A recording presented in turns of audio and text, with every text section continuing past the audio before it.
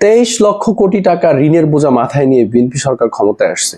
1 টাকা 2 টাকা না, কিন্তু বিগত সময়ে স্বৈরাচার যে ঋণগুলো করছে সেগুলোর খেসারত দেওয়ার জন্য কিন্তু বিএনপি ক্ষমতায় আসছে।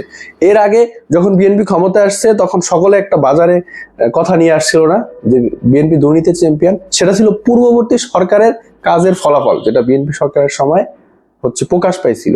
এখনো কিন্তু সেই একই অবস্থা। পূর্ববর্তী সরকারের ঋণের বোঝা মাথায় নিয়ে তারপর বিএনপি সরকার ক্ষমতায় আসছে। 23 লক্ষ কোটি টাকা, মনে রাখবেন 1 টাকা 2 টাকা না, এই ঋণ কিন্তু বাংলাদেশ সরকারকে পরিশোধ করতে হবে। এবং এত ঋণ, এত কিছুর মধ্যে সরকার গঠন করার পরও জাসিরা, বিশেষ করে গুপ্ত বাহিনীরা সারাদিন অহরহ গুজব ছড়ায় যাচ্ছে। ভারতের ভিডিও পর্যন্ত এনে এখানে সুন্দর করে টাইটেল দিয়ে লাগিয়ে দিচ্ছে, বাংলাদেশে বলে চালিয়ে দিচ্ছে। কোথাও একটু মারামারি হইলে সেটাকে বিএনপি মারছে এটা বলে চালিয়ে দিচ্ছে। কোথাও একটু যদি অন্য কোনো সংগঠন চাঁদাবাজি করে সেটাকে সুন্দর করে বিএনপির নামে ট্যাগিং করে দিচ্ছে। বাংলাদেশে এই গুজব, এই ট্যাগিং দিয়ে বেশি দিন রাজনীতি করা যাবে না। জনগণ এখন সবকিছু বুঝে গেছে, জনগণ এখন আর এগুলো খায় না।